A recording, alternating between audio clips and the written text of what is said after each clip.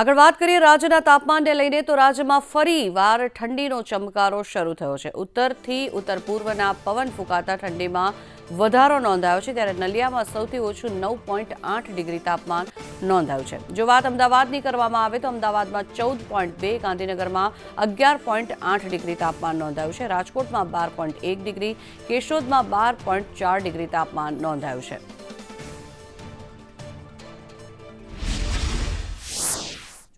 મોટાભાગના જિલ્લાઓની અંદર તાપમાનનો પારો ગગડવા લાગ્યો છે।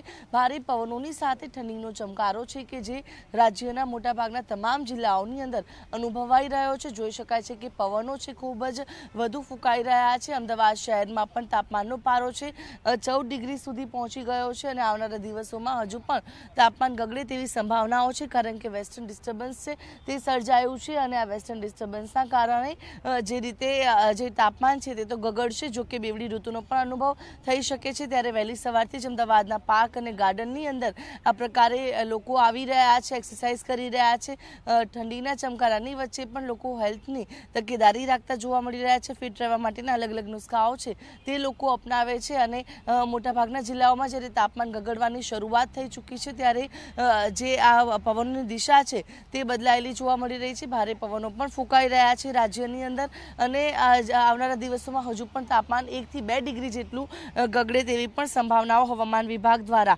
વ્યક્ત કરવામાં આવી છે। જે અમદાવાદમાં તાપમાન 14.2 ડિગ્રી સુધી પહોંચી ગયું છે, જ્યારે ગાંધીનગર 11.8 ડિગ્રી, એટલે કે મધ્ય ગુજરાતમાં ઠંડીનો ચમકારો સૌથી વધુ અનુભવાઈ શકે છે તે પ્રકારની પણ સંભાવનાઓ હવામાન વિભાગ દ્વારા વ્યક્ત કરવામાં આવી છે। કેમેરા પર્સન મેહુલ પટેલ સાથે આયુષી યાજ્ઞિક, સંદેશ ન્યૂઝ, અમદાવાદ।